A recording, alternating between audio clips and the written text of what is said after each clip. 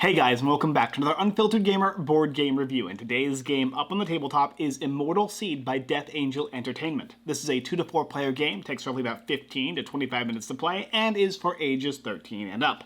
And in the game, you'll be selecting one of the many different factions in the game to explore different unexplored sectors. The game will go in rounds from 1 to 8, and at the 8th round, you're going to check scoring for each of the different locations, similar to the games like Smash Up, in which case, whoever has the most value there with their units will control the sector. If you have the most sectors controlled, the majority, then you win the game. I'll explore the basic idea of setup, how to play, and then of course, my review. To begin setup for the game Immortal Seed, the first thing you do is select a number of unexplored sectors depending on the number of players playing the game. In this case here, we have 3 of them from the deck that has been shuffled and dealt out in a column or row, associated by the number of players being 4. I chose Yggdrasil, so I'll take this deck and shuffle it, and each of the remaining 3 players will take a deck themselves and shuffle them as well.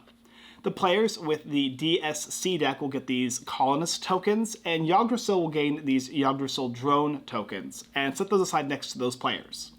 The extra unexplored sectors can be set aside, as well as your power and mana tokens that you'll be utilizing throughout the game, and of course the first player will start with a die on the number 1. From there, you're ready to be in the game. Now everyone should have drawn to 7 cards, and since I have the die starting at number 1, I will be going first. And the way this game plays is in rounds. Each round, each player is going to utilize the resources that they have to place down their specific units on the unexplored sectors. When a unit is placed on an unexplored sector, that sector will be flipped face up, and for the rest of the game, the action will either happen as a passive or an active when it gets flipped over. If you don't have the resources needed in order to play your cards, you can simply pass, and the cost of the cards is represented on the top left-hand corner of each of your playing cards. Its power, the cost of the card, and the type of card along with whatever ability that card might have when placing or to utilize it during your turn. Now, since it's the first round, this little symbol here, the number 1, illustrates how much money you have to spend. In this case, round 1 has 1 money, and everyone will go ahead and do that round, and then it'll go to round 2, flipping over to 2 money, and then 3 money, 4 money, and so on until the 8th and final round. So I'll go ahead and play a Scrapyard.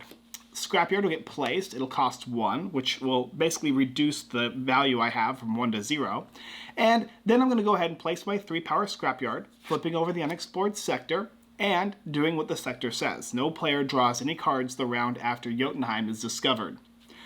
My card has a unique ability. It says that I can draw a card from my discard pile. And basically it's an ability that I can turn and do every single turn. There are certain cards that when they deploy, you get to do it once.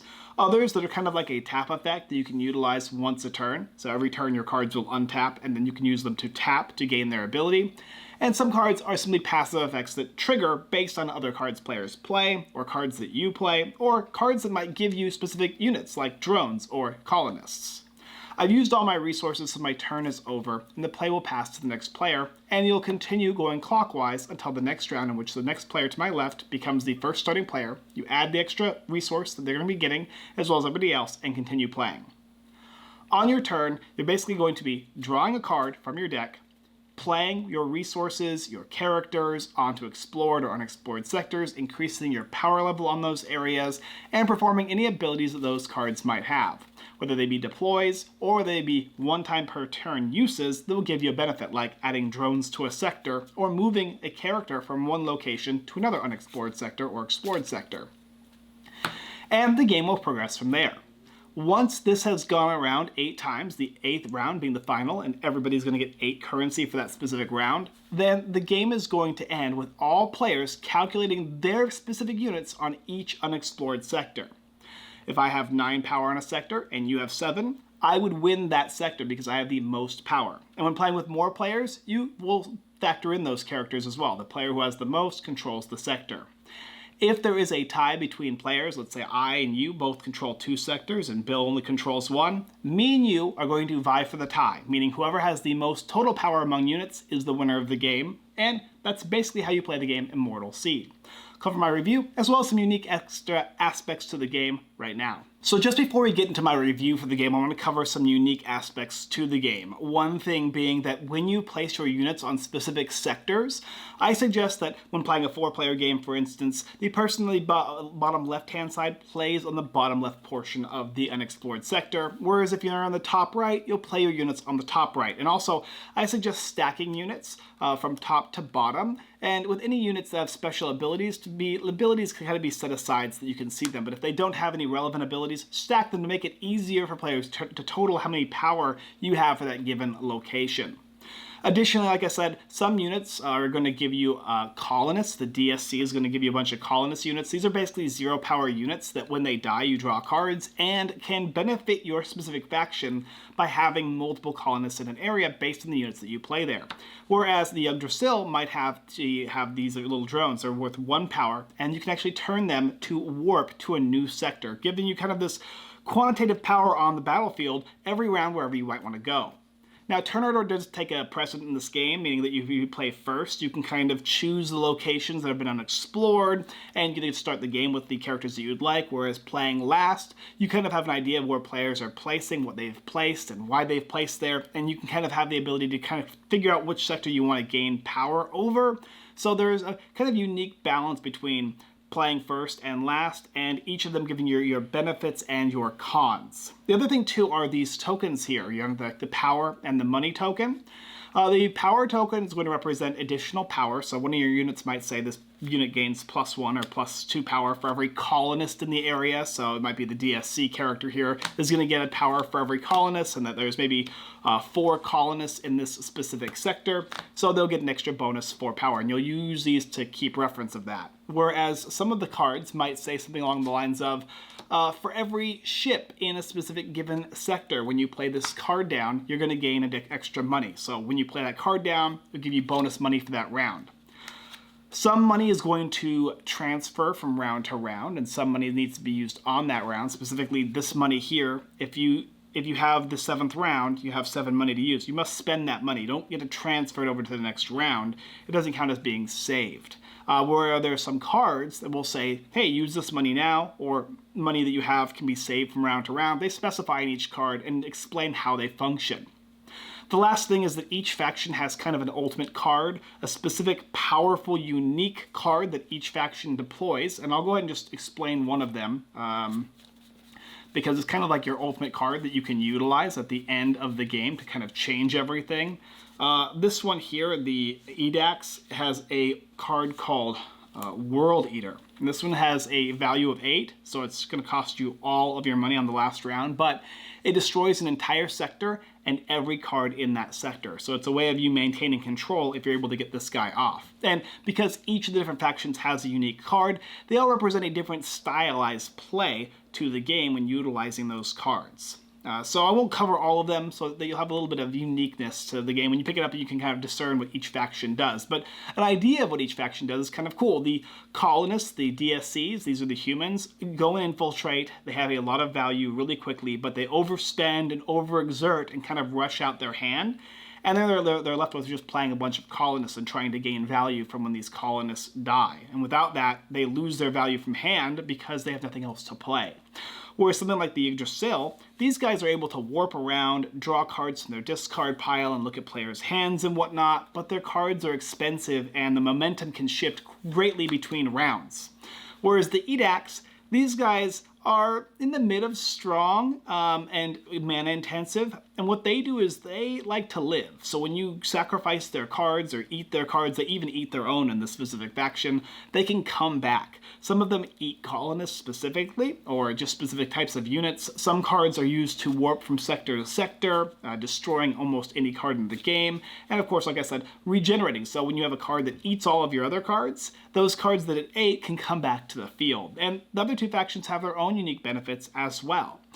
Each of their cards are overpowered in some way, and so all of the OP-ness, while feeling kind of a little unbalanced between each of the factions, actually kind of balances itself out because each class has overpowered cards, and so the swing of battle changes from game to game. The sectors are also unique in which not only do they have their own specific actions that you can take on them, some of them are passive, some of them are active, but there is a boatload of different sectors that you can go through in the game when you discover them. This one here is Earth. When it's discovered, you put a colonist on every other discovered sector, which can benefit the DSC. Or maybe there's Rasak. This allows you to have +2 power to crew cards in the specific sector. Or maybe there's Edex Prime to destroy any tech cards played or warped here. So you can choose to warp other players' tech cards there to destroy them, or maybe even destroy your own stuff. And there are some reasons why you might want to do and destroy your own cards in the game. This is an area control game that functions like Smash Up. It's got a little bit of a Marvel Snap, a twist to it that plays in controlling different factional areas, different sectors, and the sectors have their own unique bonuses. And it's definitely one of those games that has some very, very strong cards in it and powerful, unique aspects to it. And it's based on kind of when you play the cards and how you play them and the benefits you can gain when it's the right time. So timing means everything in this game here. The artwork is excellent for this game. All the character art is wonderful. The cards all feel uniquely themed to that specific faction.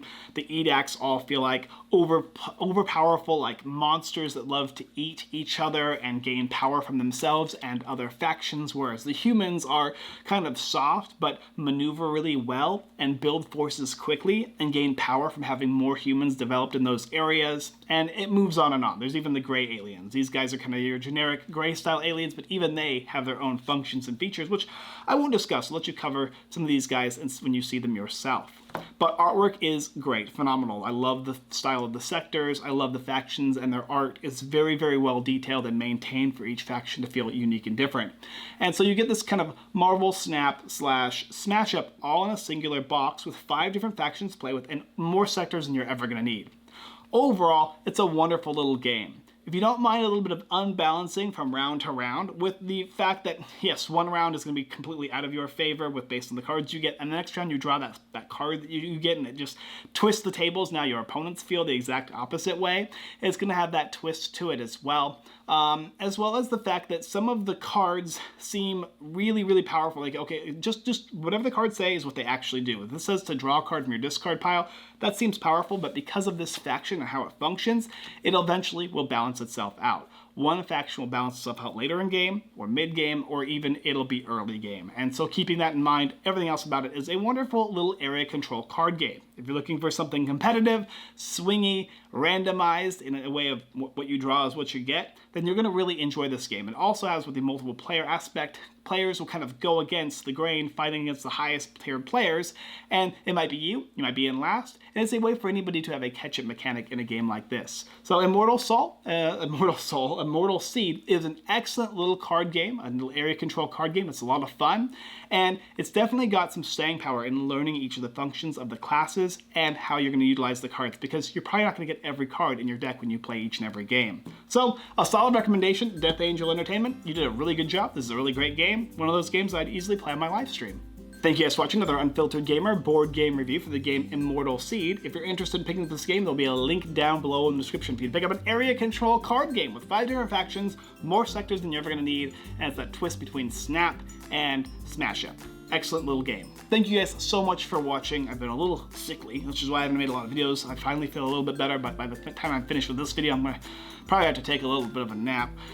But yeah, I played through this game quite a few times, and I've enjoyed myself, and I think you guys will as well. If you greatly appreciate us making videos here, and you look forward to seeing more, go ahead and hit that subscribe button, bell notification button. We'll have a end of the year top 5 or top 10 games of the year video, along with on our Instagram, we'll have Brian's top 10. We might even have a podcast as well. I'll have a link down below as soon as that one comes out. It should be quite soon though. Thank you guys so much for watching. Have a happy, great new year, and I hope all your New Year's resolutions get completed. And as always, I look forward to defeating your unexplored sectors and getting control of the entire galaxy without you and your faction next time.